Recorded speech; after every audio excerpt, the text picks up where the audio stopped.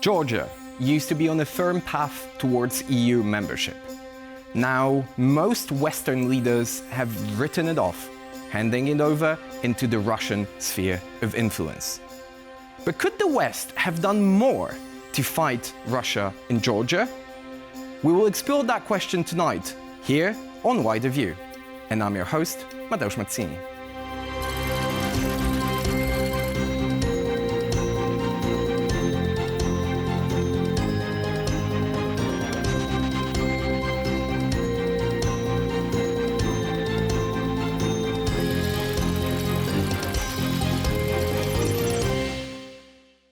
Good evening and welcome to the second season of our show. Our main story tonight focuses on Georgia, a country torn between its Western ambitions and Russian imperialism. The most recent history of this country seems as tragic as it is predictable. It was invaded by Russian troops in 2008 with little to no objection from the West. Much to no one's surprise, the Russians were so stubborn that they've refused to leave to this day. What's more, they've increased, albeit indirectly, their influence in Georgian politics, installing politicians who look favorably towards Kremlin and Vladimir Putin's style of governance.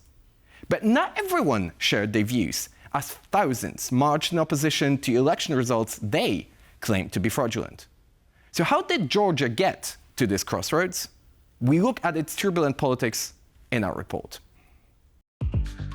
Georgia is widely seen as playing a strategic role in the Caucasus region. But being sandwiched between Russia and Turkey is an unenviable geopolitical position. In 1991, after regaining its independence following the collapse of the Soviet Union, Georgia embarked on a turbulent journey towards building Western-style institutions. But the shadow of Moscow never really went away.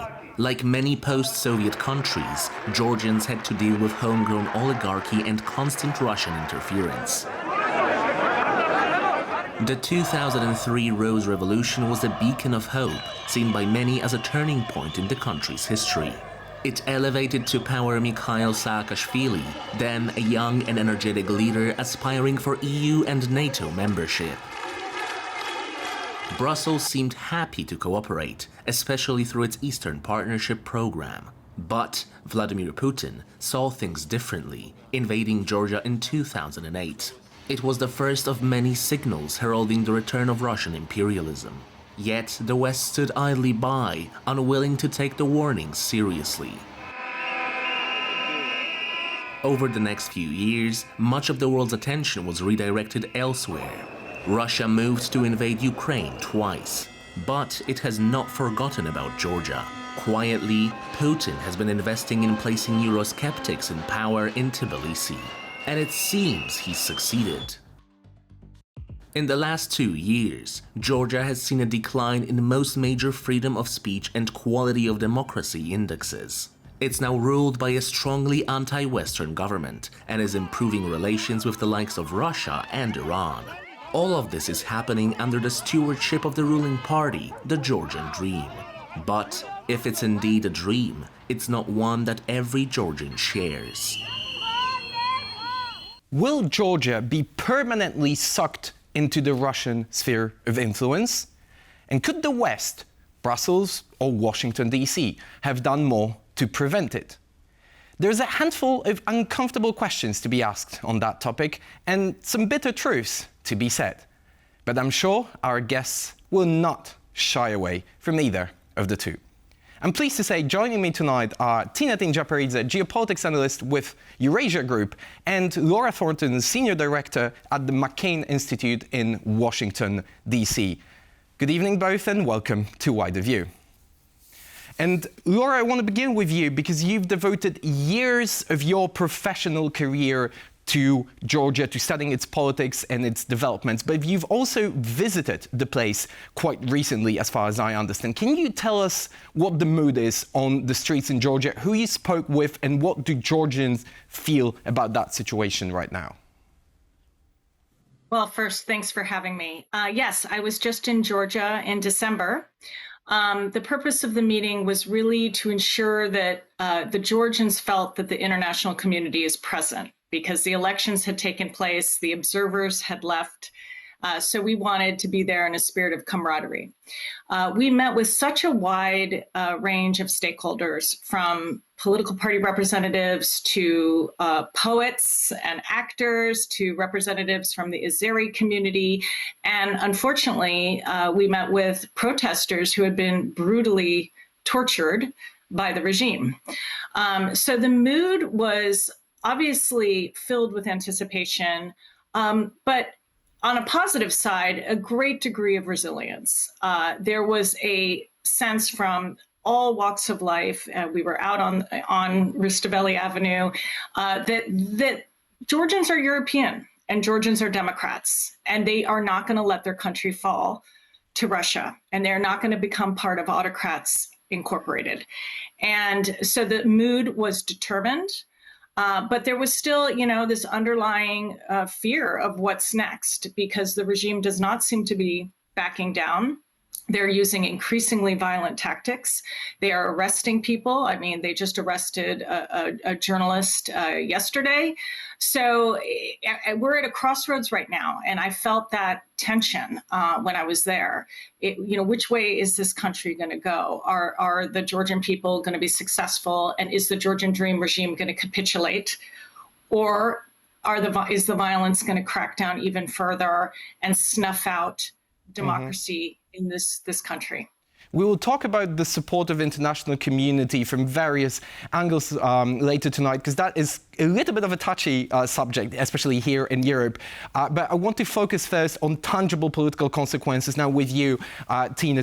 What can we expect next in terms of policy moves and foreign policy direction, now that we have a pro-Russian and openly pro-Russian government and also a pro-Russian president? What's next for Georgia in terms of the things that we can foresee, as much as we can foresee anything?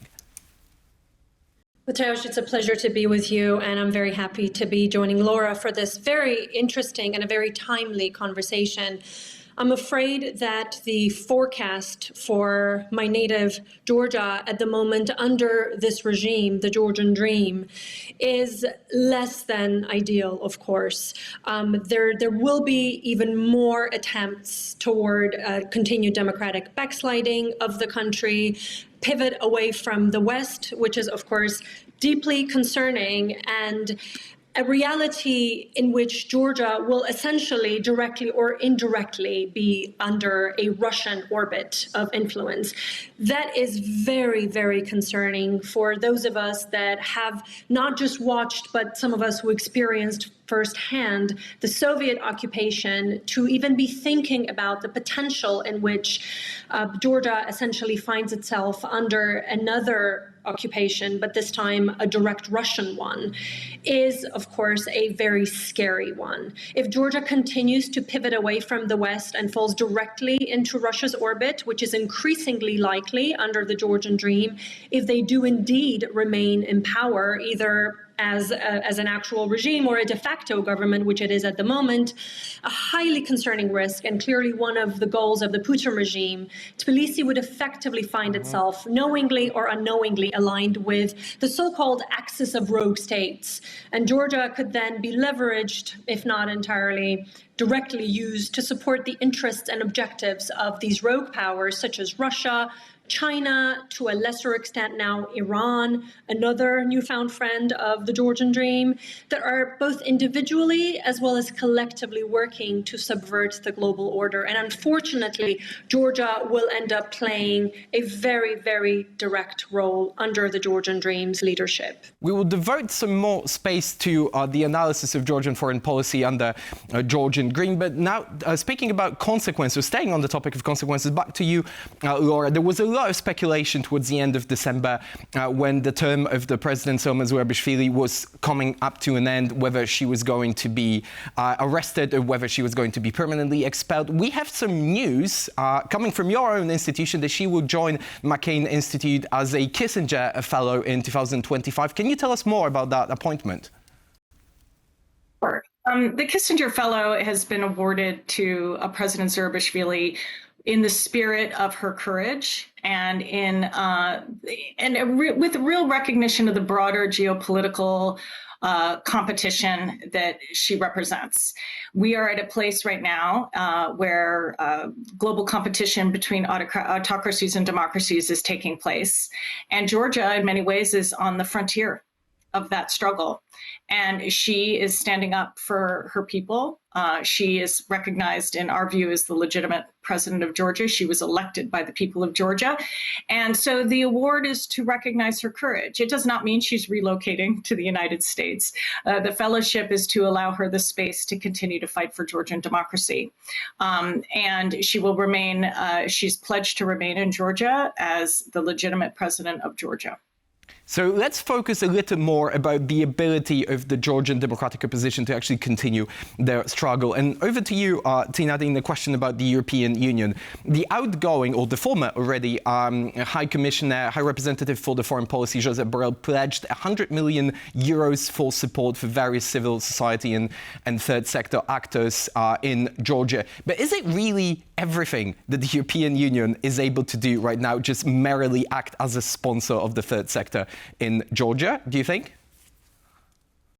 I don't believe so, Mateusz. Unfortunately, as you noted in your question, you alleged to this, the European Union's response has been rather muted, disappointing many Georgians that are protesting for their European future.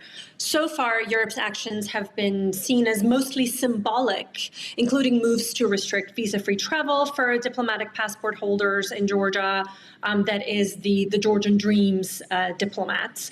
But we have yet to see more impactful measures, such as asset freezes that would directly affect Ivanishvili, Bidzina Ivanishvili, who is the founder and the de facto leader of Georgia under the Georgian Dream, and his inner circle. I'm going to interrupt you on this very briefly. How likely do you think these moves are likely to follow on behalf of the European Union, any of the European Union institutions?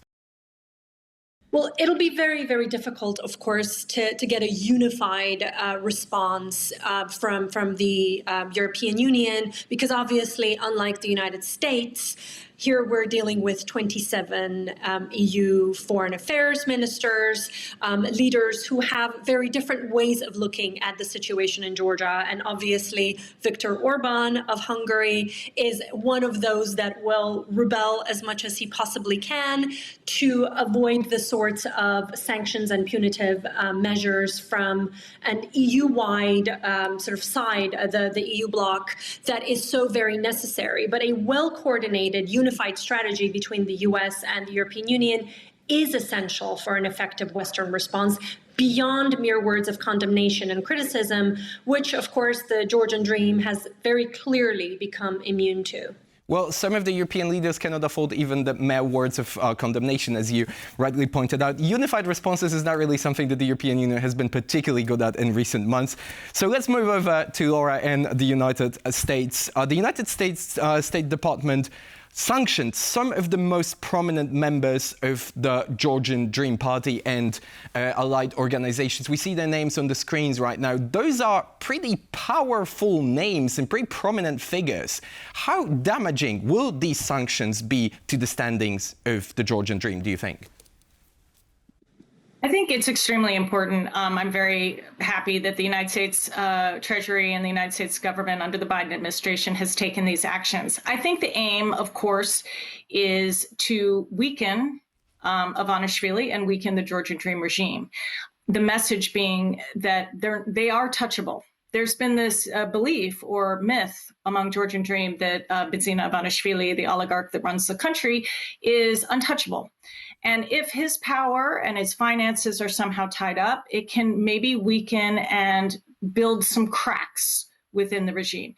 And as we see from experience in other countries that have gone through their own forms of revolution or regime change, it really often requires that to happen within the ruling party. There are other things the United States needs to do, though. Sanctions are sanctions. Enforcement is extremely important. It'll be very interesting to watch what happens to the banks in Georgia. if they comply or don't comply, and what that means, for example, to the private banks in Georgia like TBC that are affiliated with JP Morgan Chase. Are they going to be left out of the SWIFT international banking system? That could cause some ruptures in Tbilisi and in Georgia. There are also things that we need to do with regard to non-recognition. So I think it's really important for the United States government not to recognize the government, the illegitimate Georgian Dream regime. I think it's also very important for the United States government to be crystal clear that the elections were illegitimate. As of now, they haven't quite come out and been determinative about that. And in order to call for new elections, which is what is needed, we need to acknowledge that the elections were illegitimate. There is a need for new elections under a new system, under a new Central Election Commission. So even though the United States has taken steps, there's more that we need to do. So there's more room for action on behalf of the United States. I really hope that Secretary Marco Rubio is listening to our discussion. So let's circle back to Europe with you, Tina, and do some political fiction / perhaps alternative history. Georgia has been a member of the cohort of countries applying for membership into the European Union since December of 2023. Especially given that, do you think that the European Union could have done more to support Georgian pro-democratic movement? And I'm going to illustrate that question with a quotation from Selma Zourabichvili herself. Speaking to Alistair Campbell, the former spokesperson of Tony Blair's government, on the Rest is Politics podcast, she's being asked, are you disappointed that none of the major European leaders have visited Tbilisi and expressed support for you and the people who were protesting with you? And the answer of Madam President was, I am not disappointed because I know them from the inside. I've been part of the French diplomatic service for most of the last 40 years, so I know exactly how it works. That's some bitter truth right here, addressed at the European foreign policy establishment. Do you share that sentiment? I do, Mateusz. I do. And unfortunately, I do, of course, agree with President Zourabichvili that this is, if nothing else, deeply disappointing, not just for President Zourabichvili, but also for the Georgian people that are rallying behind and under the EU flag. And it's extremely important to them to feel that they are welcome in the European family. It's important to the movement. It is important to Georgian national identity as well. We're not just talking about Georgians being able to use EU passports and for them to continue to be able to travel visa-free to EU countries. It is far more than that. And also when we talk about more serious punitive measures beyond words of condemnation from some of the EU capitals, it's important to remember that sanctions extend far beyond just asset freezes and other inconveniences created to the regime. They also convey a significant political message and a strong warning. And such actions can underscore Western dedication to upholding democratic values and human rights, particularly in strategically important countries like Georgia, that has been a longtime strategic partner, not just of the United States, but also of the European Union. And unfortunately, these principles are now under very significant threat in Georgia, and not seeing more actions, more tangible actions from the European Union is very disappointing and very concerning to Georgians. Let's stay on the topic of political messaging for a moment, because as soon as we had the elections in Georgia last autumn and the results were announced, Viktor Orban, the Prime Minister of Hungary, but back then also the Prime Minister of the country holding the rotating presidency in the European Union, flies directly over to Tbilisi to congratulate the Georgian Dream politicians. On the other end of the spectrum, we have a very poor initiative on behalf of European affairs ministers of European Union member countries. And we see that with another point of reference on our screens, only 14 out of the total of 27 member states signed a petition asking for an inquiry into the legality of parliamentary elections in Georgia. What's your take on that in terms of the member states' lack of unity on the Georgian situation? Well, I think we can all agree that it was not necessarily very surprising. It was also not terribly surprising, just given how involved, and we're hearing more and more about a more direct involvement from Budapest in the October 26 elections, that of course Viktor Orban was going to make his way over to Tbilisi as soon as possible in order to essentially allow for some sort of at least a Hungarian legitimacy of the Georgian dream as a legitimate power. This is something that he was criticized for, and quite rightly so, but that does not necessarily mean that he was not able to get away with it. He was. And I think we are going to continue seeing very similar moves. And there will be other countries within the EU bloc, Slovakia is another example, that will try to, at best, remain silent, and at worst, offer the sort of legitimacy that Ivanishvili and his cronies are looking for. So sadly, this is not the end of some of the disappointing measures and actions that we are going to be seeing from Europe. So there will be, if nothing else, I'm hoping that there will be individual European countries, EU countries, that will very quickly understand the bureaucratic restrictions of how the system works. A very quick turnaround question now to you, Laura. Briefly, how tangible, how real do you think the risk is of Georgia becoming another Belarus, that is another puppet state of Russia that would be firmly anchored in the so-called axis of evil fighting against the West? Look, I am an optimist, and I have been in many countries. I've lived 25 years overseas. And if you had asked me in 1999 if I thought Suharto in Indonesia would fall, I would have said no. So these things can happen, even though it seems impossible. And I think it's going to require a combination of things. It's going to require a continued isolation and punishment and punitive measures from the international community. And it's going to require the ongoing commitment and resilience of the Georgian people, ongoing strikes, making the country ungovernable, garbage collectors not collecting the garbage. This has to gain such momentum that Georgian dream has to capitulate, has to come to the negotiating table. And so it has to be a combination of these things. So maybe not all is lost for the Western future of Georgia. Tina Tinjapareza and Laura Thornton were our guests tonight. Thank you very much. Thank you. The turbulent months of Georgian politics have overlapped with some new beginnings elsewhere. Donald Trump will soon be back at the White House, and that means nothing short of trouble. But in Europe, Kaja Kallas is taking over the EU diplomatic service, and she seems determined to fight back Russian hybrid warfare. So stay with us as we cover the future of Georgia in our coming episodes. Meanwhile, make sure that you're with us next week, as we will take you on a journey into the world of new oligarchs, also including the Western ones. See you next Wednesday, and have a good evening.